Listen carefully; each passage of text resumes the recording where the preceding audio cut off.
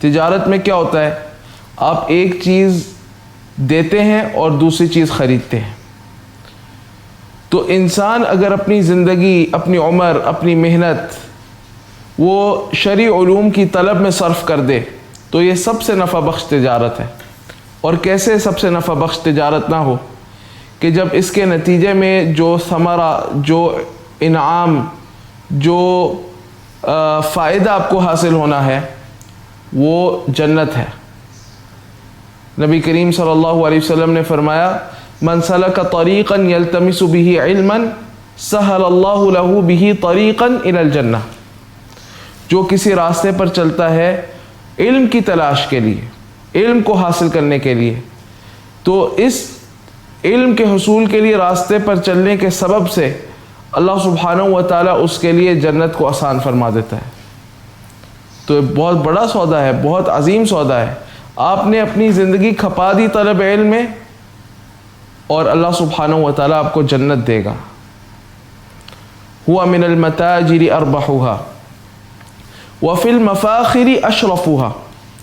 اور مفاخر میں، مفاخر یہ مفخر کی جمع ہے، یعنی وہ چیزیں جن پر انسان فخر کرتے ہیں، ما یفخر به الانسان، کہ وہ چیزیں جن پر انسان فخر کرتے ہیں. ان میں سب سے بڑی چیز جو اس بات کا حق رکھتی ہے کہ اس پہ فخر کیا جائے اور واقعتاً وہ چیز قابل فخر ہے، وہ کیا ہے؟ العلم. اشرف ترین چیز، اعلیٰ ترین چیز، عظیم ترین چیز جس پر فخر کیا جا سکتا ہے وہ علم ہے.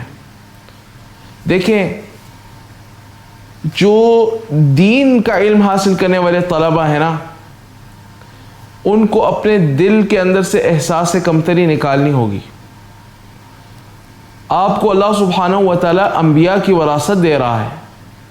آپ کو اللہ سبحانہ و تعالیٰ دنیا کی عظیم ترین، یہ جو کسی کے پاس بہت بڑا مال، بہت زیادہ مال ہے، بہت بڑی کوٹھی ہے، بہت بڑا منصب ہے، سب علم کے مقابلے میں ہیچ ہے، کمتر ہے، اقل ہے.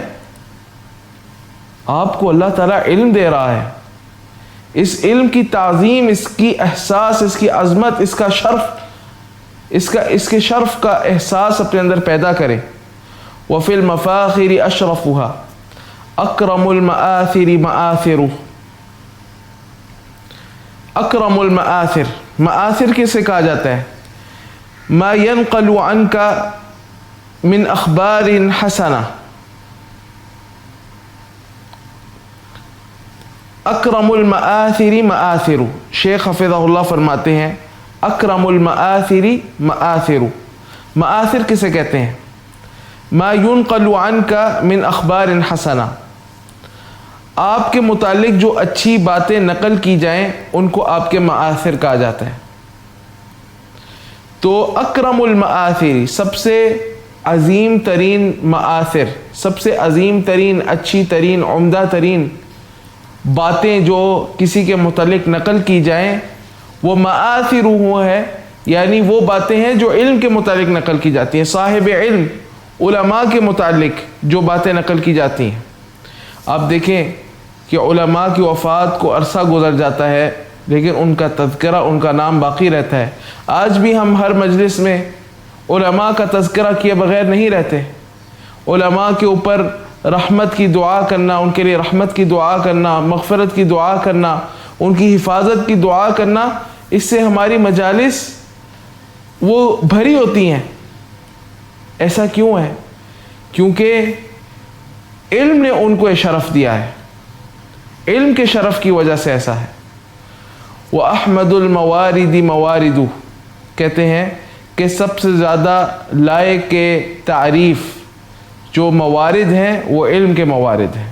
موارد کسے کہا جاتا ہے؟ موارد یہ مورد کی جمع ہے، جمع المورد. مورد کہتے ہیں الماء الذي ينتهى إليه ليشرب، یا مکان الماء الذي ينتهى إليه ليشرب. پانی پینے کی جگہ جہاں پر لوگ آتے ہیں، جانور آتے ہیں، چوپائے آتے ہیں اور وہاں سے آ کر پانی پیتے ہیں. پانی پینے کی جگہ. تو الموارد ای اماکن الشرب، پانی پینے کی جگہیں. تو یہاں پر مصنف نے حفظہ اللہ انہوں نے تشبیہ دی ہے علم کو پانی کے ساتھ، شبہ العلم بالماء، مصنف حفظہ اللہ نے علم کو تشبیہ دی ہے پانی کے ساتھ، یعنی جس طرح پانی کے گھاٹ ہیں اسی طرح جو مراکز علم ہیں وہ ہیں، جس طرح پانی سے زندگی ہے اسی طرح علم کے ساتھ زندگی ہے، پانی سے آپ کی جسمانی زندگی ہے اور علم سے آپ کی روحانی زندگی ہے۔ تو سب سے بہترین، سب سے لائق تعریف، لائق تحسین جو پینے کے گھاٹ ہیں وہ علم کے گھاٹ ہیں، وہ علم کے گھاٹ ہیں، یعنی علم کے مراکز کی تعریف اور تحسین کی ہے۔